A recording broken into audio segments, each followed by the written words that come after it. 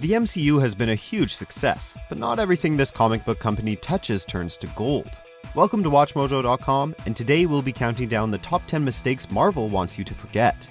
Before we begin, we publish new videos every day, so be sure to subscribe for more great content. For this list, we'll be looking at business mistakes, bad branding decisions, and mishandled situations which, given the fallout, Marvel likely regrets and wishes they'd approached differently.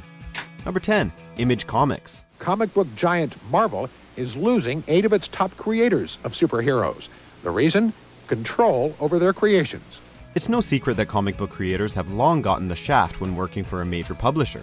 For decades, the rule was that writers and artists create characters, but their employer owns the rights to them. In the early 90s, however, a group of writers and artists working for Marvel finally said, enough is enough, and, rather than tolerate the work-for-hire approach any longer, went out and started their very own imprint, where creators maintained ownership of their characters. The guy who was running Marvel at the time had made a public statement saying that creators were interchangeable and didn't really matter. What we were saying was that creators do matter, and that creators need to be treated well. Given the success of Image Comics, which has since grown to be the third largest publisher in the business, synonymous with quality, original titles like Saga and The Walking Dead, Marvel probably wishes they'd treated their talent a bit better. We were going to go into Marvel and basically say, like, look, we're out of here. We don't like working for you. Number 9. Jim Shooter and Defiant Comics. The thing about Jim Shooter is he was very devoted to the idea of real storytelling in comics. I mean, he was always citing Shakespeare and this and that, but he got fascistic about it. Sadly, feuds with Marvel rarely end as well as it did for the Image guys. Jim Shooter worked at Marvel for over a decade, eventually becoming editor-in-chief. Notoriously strict and reportedly hard to work with, he was let go in 1987. The problem is, Marvel had fired someone with a wealth of experience in the industry, and sure enough, he quickly went about putting it to good use. First, he founded Valiant Comics, which, despite numerous hardships and ownership changes, still exists today. In 1993, he went on to found Defiant Comics, but when he announced the first title, Plasm, Marvel sued their ex-editor-in-chief, citing similarities to one of their properties. Marvel lost, but in the process, they financially crippled Defiant, which soon closed shop. Not exactly a proud victory. Number 8. New number ones. You know what never gets old? The satisfaction of seeing a long-running series hit milestones like 50 issues, 100 issues, and 500 issues. You know what's exciting for about a week and loses its appeal almost immediately? Renumbering a popular series with a new number 1, in the hopes of getting a sales boost, manufacturing a new must-have issue, and acting like it actually means a fresh start. Though DC and Marvel are both guilty of this, Marvel arguably ushered in the first major wave of renumbering in the 90s, under the new ownership of Ron Perlman. More on him later. Flash forward, and it's still happening to the point where number 1 means very little. What Marvel really wants you to forget every time they roll out new number 1s is that there's really nothing new about them. Number 7. Selling off movie rights. It's fantastic. Yes, it is. To be fair, most of these movie rights were sold during a time of great financial need on Marvel's part, but more on that later. Regardless, there's no denying that, over the years, there have been some seriously terrible Marvel movies produced that the company likely wishes had never seen the light of day. Daredevil, Ghost Rider, all of the Fantastic Four movies, these subpar films have impacted public perceptions of the characters. The 1994 Fantastic Four movie was so potentially damaging that Marvel bought the finished film rather than see it released, for many times the price they initially sold the rights for. When the MCU finally happened, they found themselves without these strong characters.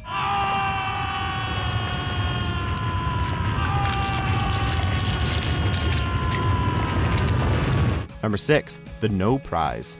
This was a weird concept from day one, but it's not the bizarre marketing that's the problem, it's the inadvertent, unforeseeable consequences that likely makes Marvel regret the no prize reward system.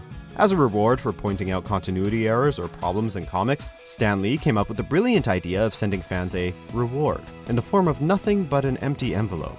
Though the no prize concept, introduced in 1964, was far from being the start of reader-publisher interactions, some have suggested that this invited unprecedented scrutiny to Marvel comic books, helping to produce the critical comic book reader of today. Hilariously, the no prize was later changed to reward fans for justifying continuity errors. Number 5. Embarrassing media crossovers. Marvel has proven that it has what it takes to make the leap from television and film with great results. That's not what we're talking about. Over the company's history, they have partnered with other companies, brands, and properties in hopes of reaching new demographics, often with disastrously cringy results. like when they teamed up with Guiding Light, a soap opera of all things, for a crossover episode and accompanying comic. Okay, that's weird. There have been countless crossover issues teaming up popular titles with characters from music and television, like Eminem and The Punisher, or The Avengers and David Letterman issue. The less said about NFL Super Pro, the better. Number 4. Throwing away original artwork. When you're creating something new, these rough drafts feel utterly worthless. It's almost impossible to predict whether your creation will ever see the light of day, let alone go on to become a beloved icon. With all that being said, the folks over at Marvel, their artists in particular, really must kick themselves on a regular basis for all of the sketches that they simply tossed into the wastebasket. In an interview with Playboy, Lee explained that back in the day, they didn't have the room to keep stuff around, so most of the original pages of now iconic issues were simply thrown out. Number 3. 90s character designs. Thick neck, broad shoulders. Thickest neck. Are you going to thickest give him the shoulders. usual shoulder pads? I don't know. I'm not real sure yet. What do you think, Todd? I don't know. A Liefeld character without shoulder pads is almost naked. You could also just call this the Liefeld effect. In the 1990s, dark and gritty were the words of the day, at least as far as comics were concerned.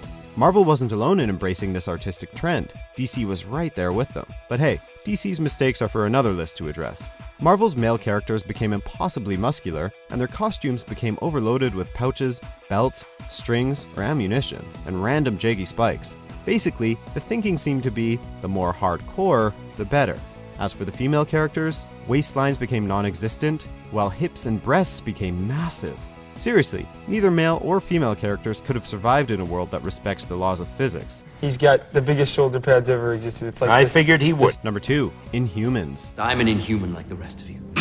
This recent wound is going to leave a scar. After years of talks about an Inhumans film, and even some rumors about Vin Diesel playing the role of Black Bolt, Marvel ultimately opted to go the television route. While Agents of S.H.I.E.L.D. got off to a rough start and Iron Fist was poorly received, Marvel Television has generally done quite well to date. That's what made the abysmal Inhumans series such a shock. It got an IMAX premiere despite shoddy special effects, which only emphasized its visual shortcomings. With the first season scoring just 10% on Rotten Tomatoes, it was a harsh lesson.